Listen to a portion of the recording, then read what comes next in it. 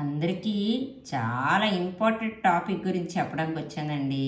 అదే రొమోటైడ్ ఆర్థరైటిస్ అనే కీళ్ళ వ్యాధి ఈ కోవలోకి వస్తుంది. అంటే ఆటో ఇమ్యూన్ డిజార్డర్స్ కోవలోకే వస్తుంది. అంటే తెల్ల రక్త కణాలకి మోకాళ్ళ నొప్పికి అదెట్రా బాబు, రక్తం ఏంటి, రక్త కణాలేంటి, మోకాళ్ళ నొప్పితో ఏమి సంబంధం అనుకుంటున్నారో అది చూడండి.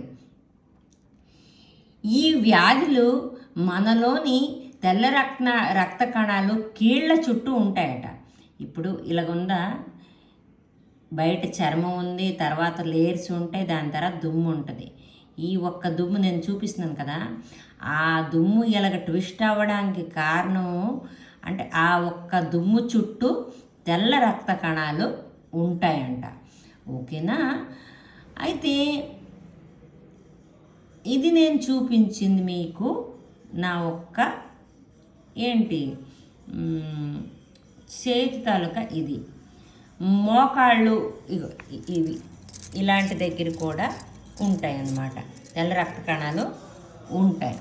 అయితే ఈ తెల్ల రక్త కణాలు కీళ్ళ చుట్టూ, ముడికిల కీళ్ళ చుట్టూ అవన్నీ ఉన్న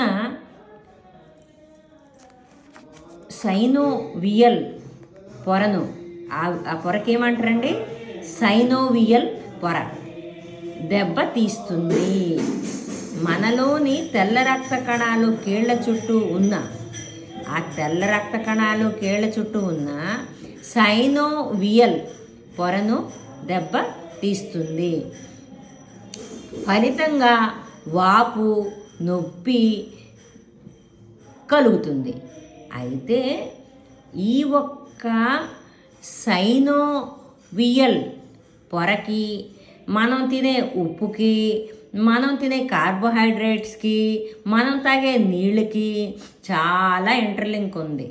ఎందుకంటే చూడండి, ఈ ఒక్క పొర చుట్టూ ఉన్న, అంటే ఈ ఒక్క ఏది సైనోవియల్ పొర ఏదైతే ఉందో, మీరు తిన్న అంటే మంతెనా చెప్పింది నాకు, అది నేను కూడా ఈ మోకాళ్ళ నొప్పి, నడుము నొప్పి ఇవన్నిటితో నేను బాధపడిందాన్ని, అందుకే నాకు తెలుసు. నీళ్ళు తాగేదాన్ని కాదు కదా. అయితే రైసు, వీట్, ఉప్పు, పంచదార ఇవన్నీ కూడా దీనికి ఇండైరెక్ట్గా లింక్ అండి. ఆ పొరని అది ఏంటి మీకు డ్యామేజ్ చేస్తుంది అన్నమాట. ఎప్పుడైతే మీరు నీళ్లు తాగుతారో చూసారా, నీళ్లు మెదడుకి ఫస్ట్ వెళ్తాయట.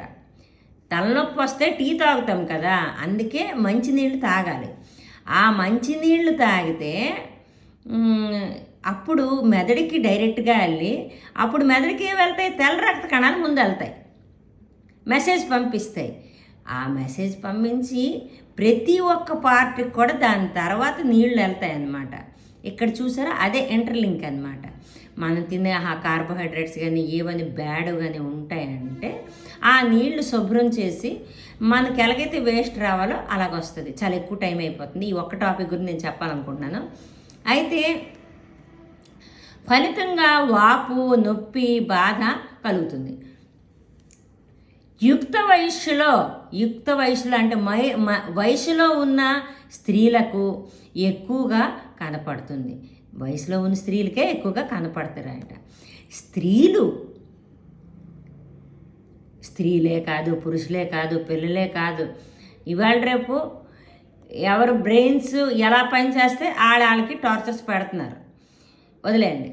స్త్రీలు అనేక రకాలుగా హింసకు గురవుతున్నప్పుడు వారు ఏ విధంగా బయటికి చెప్పాలో తెలియక తమలోనే అణుచుకుంటున్నారు. చూసారా, నేను మీకు ఇప్పుడు చెప్పిన మాట ఎంత ఇంటర్లిక్కో.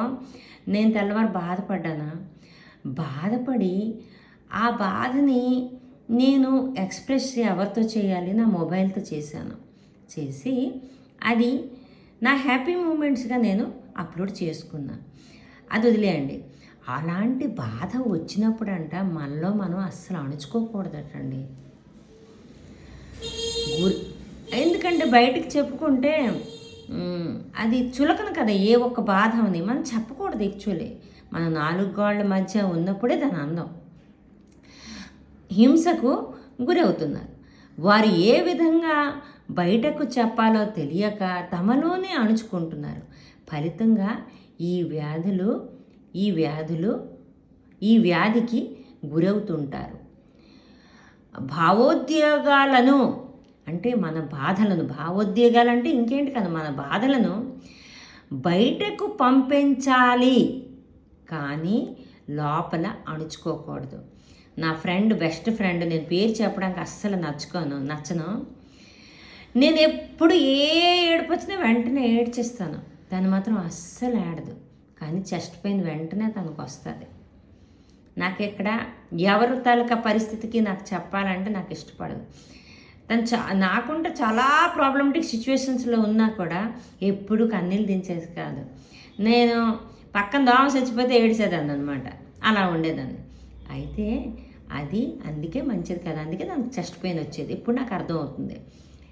ఇలాంటి కోవకు చెందిన వ్యాధులు ఎన్నో రకాలుగా మానవుల్ని పట్టి పీడిస్తున్నాయి. ప్రతి ఒక్క మనిషికి పట్టి పీడిస్తున్నాయి. అయితే ఈ రకమైన వ్యాధి ఈ విశ్వంలో ఏ జంతువుకి రావడం లేదట. ఎక్కడ దొరికిన తప్పు చూసారా? మరే పశువుకి ఈ ఒక్క రొమటాయిడ్ ఆర్థరైటిస్ అనే ప్రాబ్లం రావట్లేదట. ఒక్క మనిషికే వస్తుంది. ఎందుకు? ఒక మనిషి ఆందోళనకి గురవుతున్నాడు. ఇంతటితో సెలవు తీసుకుంటున్నానండి.